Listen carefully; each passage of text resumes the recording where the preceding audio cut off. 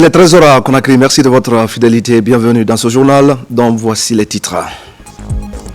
Projet de développement de l'agriculture commerciale. Les acteurs viennent de se retrouver à Kankan. Une rencontre pour mettre en place des interprofessions et pour discuter de l'avenir du secteur de l'élevage. Et puis des équipements pour des femmes et filles de Garambé dans la région de l'Abbé. C'est le projet Swed qui les appuie.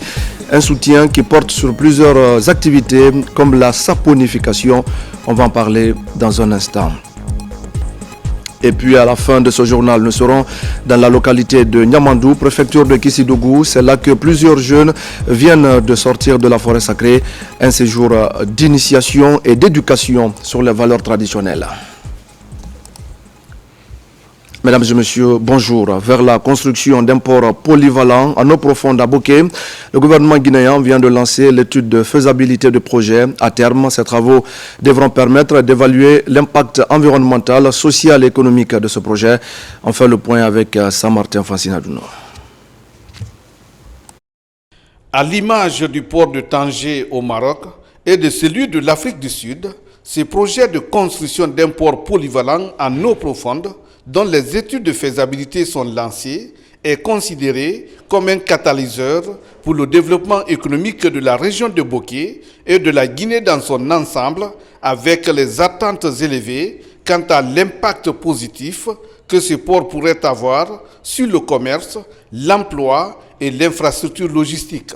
Ce projet a d'une importance capitale pour la Guinée parce qu'il va positionner ce port qui sera multi-utilisateur et multi-usager comme le port naturel de l'ensemble du golfe de Guinée. Et il faut rappeler qu'en Afrique, il y a deux grands pôles portuaires, il y a Tanger-Med au nord et il y a Durban au sud. Donc ce port va se positionner dans le vent de l'Afrique, de la carte de l'Afrique, pour être le diffuseur de marchandises, des produits au niveau de différentes régions de l'Afrique, mais également des pays enclavés comme le Mali et jusqu'au Burkina. Il va rendre les produits guinéens compétitifs parce qu'il permettra d'accueillir les navires de grande capacité, qu'on appelle communément capsize, ou même des Valemax qui font 400 000 tonnes, 200, 300 000 tonnes et jusqu'à 400 000 tonnes. La construction de ce port en eau profonde est une solution sur les impacts négatifs sur l'environnement liés à l'exploitation de la bauxite et qui cadre également avec la vision de mutualisation des infrastructures liées aux exploitations minières.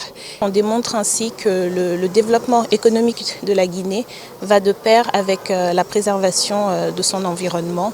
Ce projet, qui est le fruit d'un partenariat réussi entre la Banque africaine de développement BAD et le gouvernement guinéen, va contribuer au développement économique et assurer la connectivité logistique entre les pays. Il ne s'agit pas que de la Guinée, mais on sait que lorsqu'on a des infrastructures de cette ampleur, ça permet aussi de connecter différents pays de l'Interland et de pouvoir désenclaver certains projets et de pouvoir créer plus de synergies et donc développer de l'économie locale mais aussi régionale.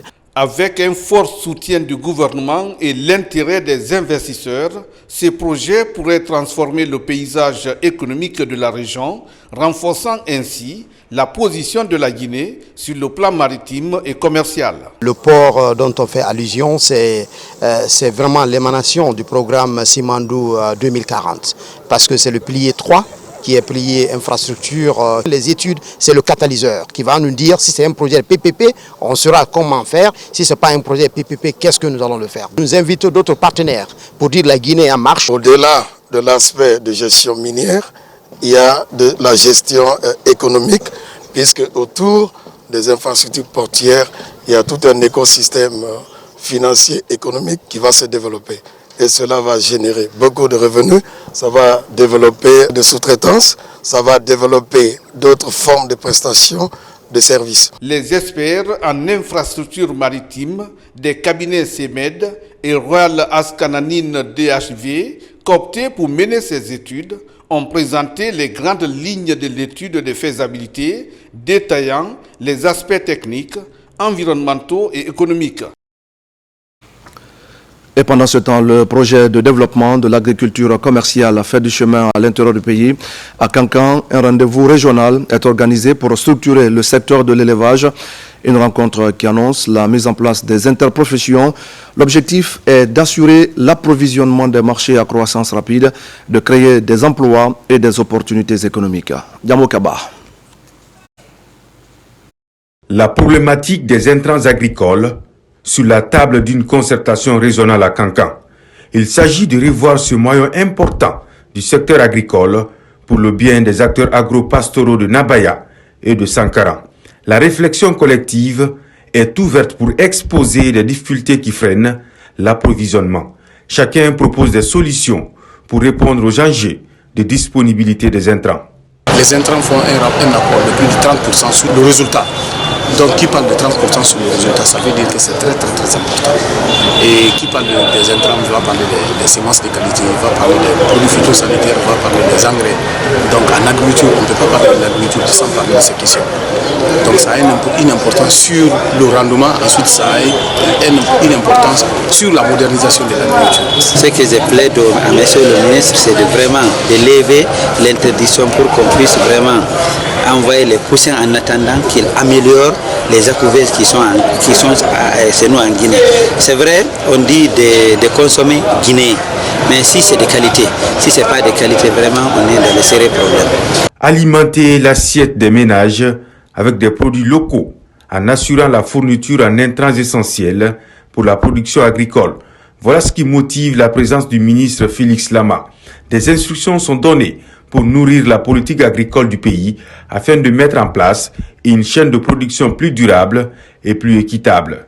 C'est également le lieu de préciser à l'attention de tous les acteurs des intrants agricoles que nous avons tous la responsabilité à veiller à ce que cesse définitivement le trafic des intrants agricoles qui sont subventionnés par l'État.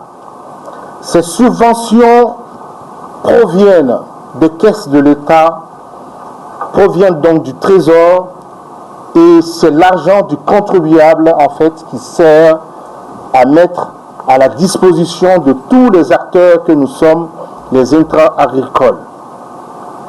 Il est donc important que nous soyons suffisamment responsables dans la gestion de ces intrants agricoles.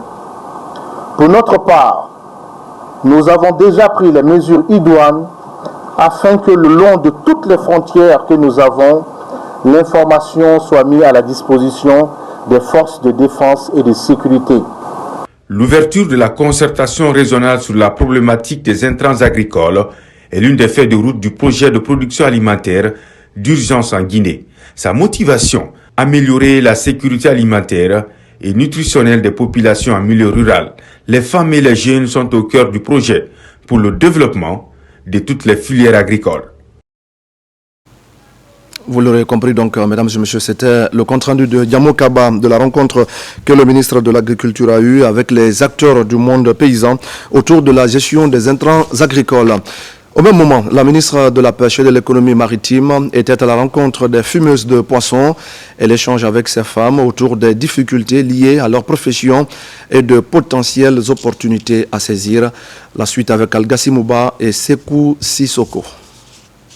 Les femmes fumeuses de poissons, un maillon important pour le développement du secteur de la pêche et pour la sécurité alimentaire.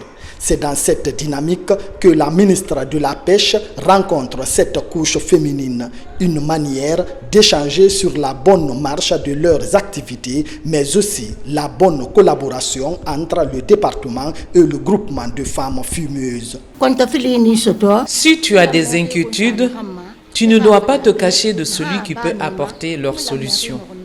Aujourd'hui, nous les femmes de la pêche artisanale, avons décidé de venir chez Madame la ministre pour qu'elle nous aide à bénéficier des fonds de roulement pour nos activités respectives.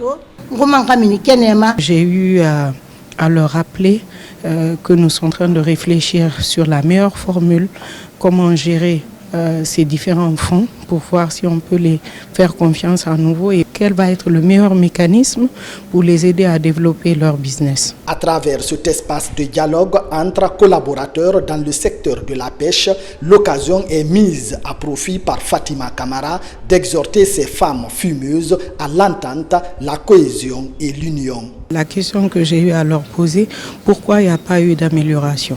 Donc le premier facteur, c'est la solidarité, l'union entre elles, l'esprit d'équipe, qu'elles puissent vraiment se donner la main, se donner des idées afin de pouvoir développer leur business. Et je pense que c'est tombé dans de bonnes oreilles parce qu'elles comptent vraiment se mettre ensemble, renforcer la cohésion entre elles pour proposer de meilleures idées pour développer leurs conditions de travail. Cette initiative de la ministre Fatima répond aux exigences du chef de l'État, celle de réunir tous les acteurs de la pêche autour d'un idéal commun, celui du rayonnement du secteur de la pêche. L'actualité nous amène également à la baie où les acteurs de la société civile, les hommes de médias et les étudiants viennent de bénéficier d'une séance de renforcement de capacités. Le thème a porté sur le civisme fiscal. Les participants sont venus des régions de Mamou et de la baie pour assister à cette séance de remise à niveau. Sarafdine Diallo et Ablé Diallo. L'amélioration de la gestion des finances publiques, une priorité des autorités. Le but étant de créer un espace budgétaire indispensable au financement des infrastructures économiques et sociales. Une action qui implique à la fois un accroissement de la mobilisation des ressources intérieures, mais aussi un renforcement de la préparation budgétaire et du contrôle de la chaîne de dépenses publiques. Ce projet est exécuté en partenariat avec AFVDD dans les régions de Mamou et de l'Abi, et a pour objectif de contribuer à l'amélioration de la mobilisation des ressources fiscales et non fiscales de l'État et des collectivités par la culture de la transparence budgétaire. Cette formation sur l'amélioration de la transparence budgétaire a réuni des organisations de la société civile, des médias et des étudiants venus des régions de Mamou et de l'Abi. Un rendez-vous très instructif pour les participants. Aujourd'hui, nous avons eu les outils nécessaires pour aller vers nos communautés, également vers les étudiants, pour les sensibiliser par rapport à leur acquittement de leurs devoirs civiques par rapport à l'impôt, les différents types d'impôts qu'ils doivent payer et comment ils doivent le faire et où ils doivent le faire et quand ils doivent le faire. Grâce à cette formation, j'ai eu quelques connaissances et j'espère à mon retour faire une restitution au niveau de la radio rurale et pourquoi pas au niveau de nos localités. Dans les collectivités, la transparence budgétaire fait partie des priorités inscrites au premier rang, d'où la tenue de cette formation sur l'amélioration de la transparence budgétaire. L'amélioration de la gestion des finances publiques est une priorité de nos autorités afin de créer l'espace budgétaire indispensable au financement des infrastructures économiques et sociales qui font cruellement défaut dans le pays. Depuis septembre 2015, la France et l'Union européenne appuient des collectivités locales pilotes à disposer des ressources propres afin de mener leur politique publique. À Mamou maintenant, les audiences foraines PN-RAVEC ont été récemment ouvertes, pilotées par la Maison des associations et ONG de Guinée. L'objectif de cette campagne est d'expliquer aux citoyens les démarches pour obtenir par exemple des documents administratifs sécurisés comme la carte d'identité nationale biométrique. Mamadou Paté Baldé est notre correspondant à Mamou.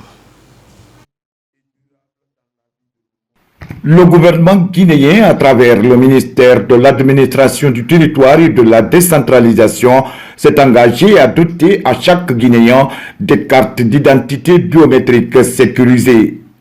Cette initiative est de permettre aux citoyens d'avoir des documents administratifs sécurisés en vue de participer au processus référendaire en cours dans notre pays. Il est crucial d'avoir ces extraits d'instance pour être dans le PN-RAVEC.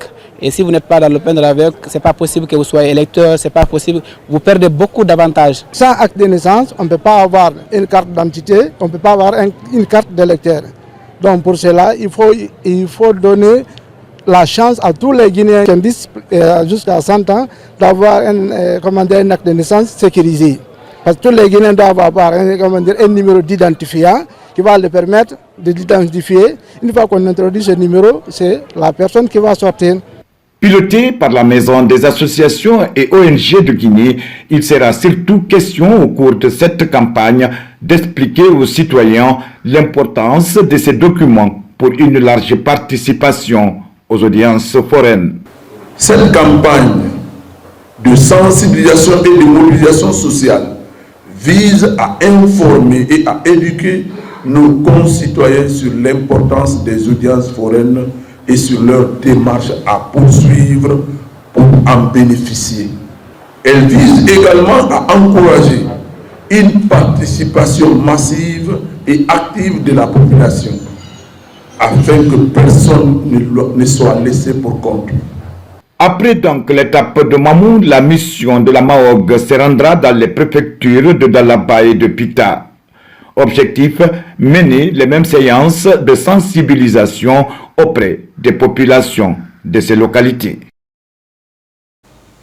À l'Abbé, je le disais au sommaire, le projet SWED continue d'appuyer les jeunes filles et femmes.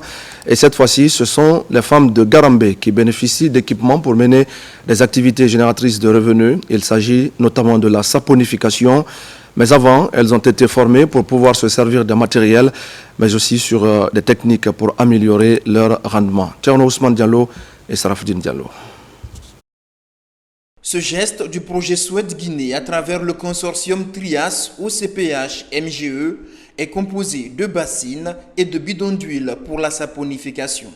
Dans la commune rurale de Garambé, 103 filles et femmes ont bénéficié de la formation en saponification.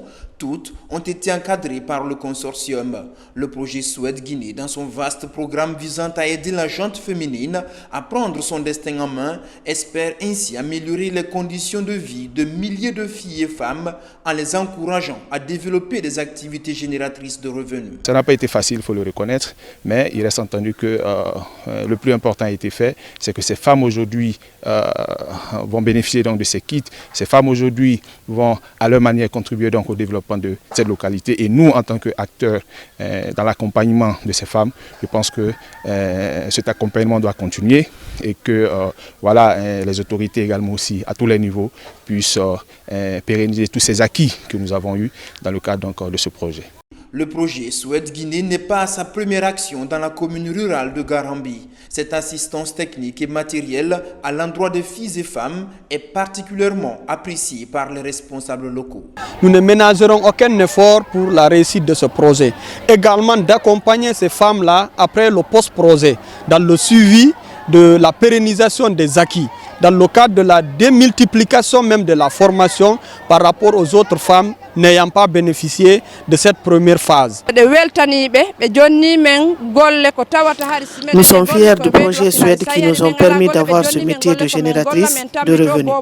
On s'engage à le pérenniser et aussi de le démultiplier pour le bonheur des femmes et filles.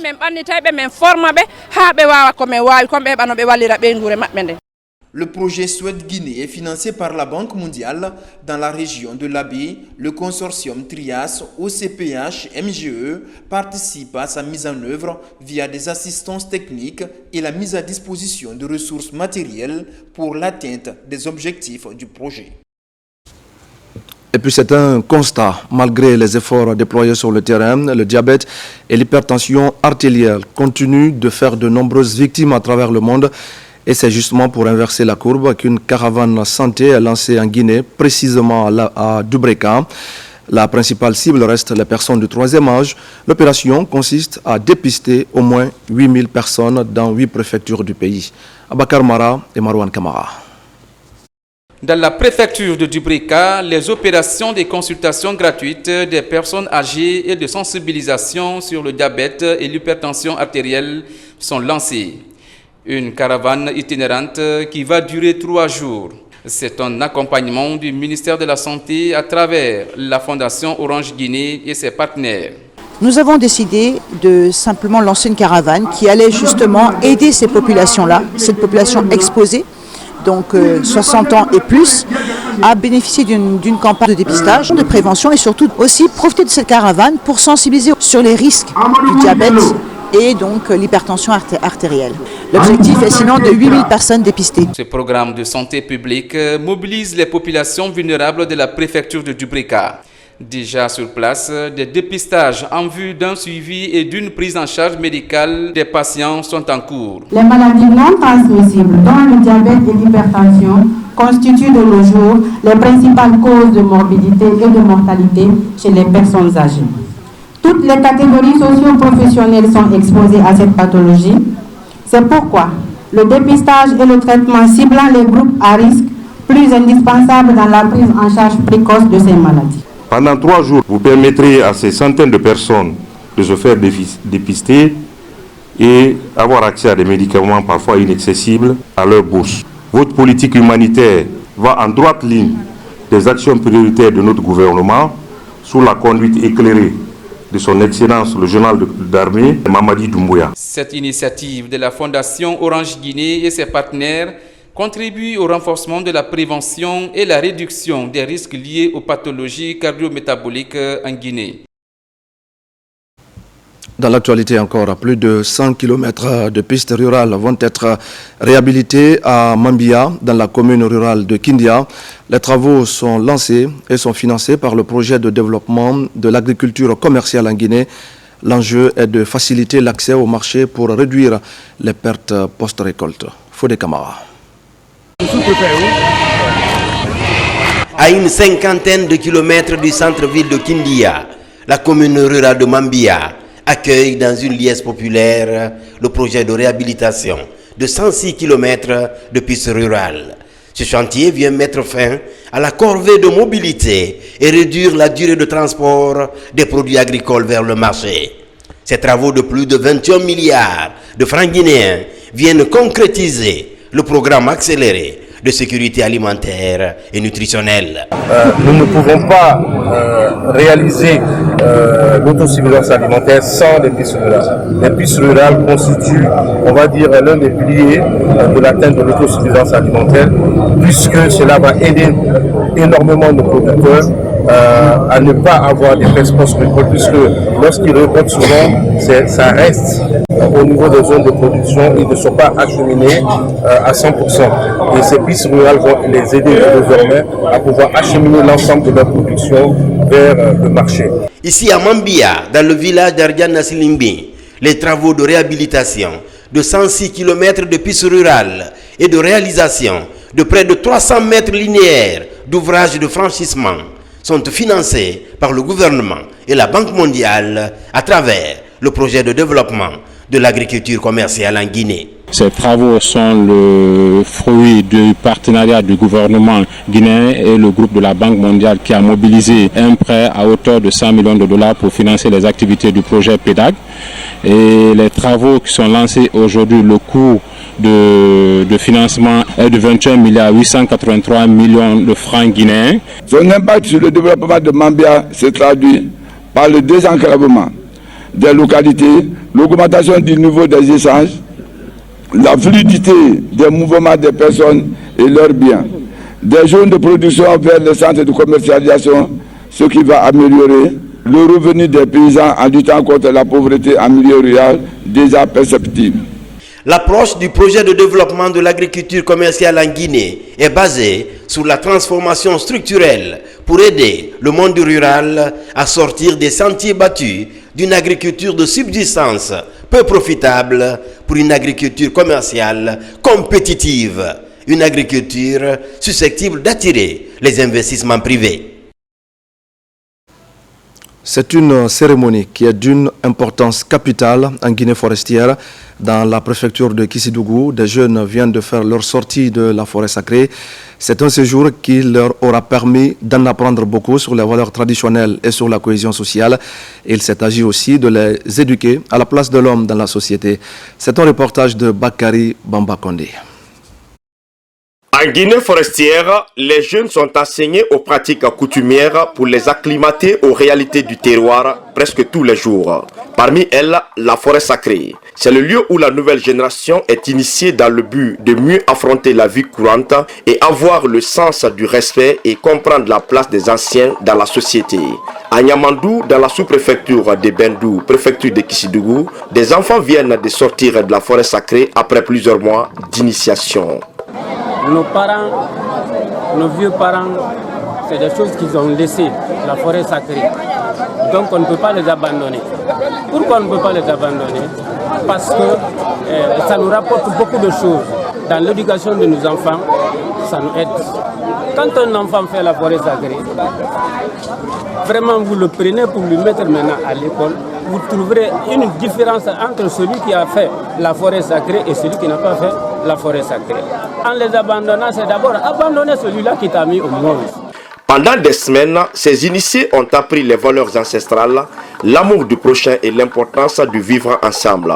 À leur sortie, ils dansent et font des mouvements qui expriment leur satisfaction et encouragent d'autres à aller se ressourcer à l'intérieur de la forêt sacrée afin de développer leur connaissance de la vie communautaire. Cette forêt sacrée n'est pas une chose où on peut vraiment les effrayer pour les tuer. Il y a les gens qui ont des idées très opposées. Dire que revenir vraiment dans notre origine, rendre la forêt sacrée vraiment c'est pour nous séparer avec des gris-gris ou bien pour nous jeter un mauvais sort. Tel n'est pas le cas.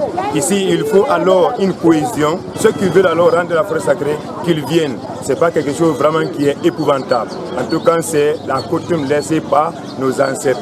La forêt sacrée est d'une importance capitale pour les cultes et les initiations. Elle sert aussi de cadre d'éducation et de renforcement de la cohésion sociale, contrairement aux appréciations des profanes.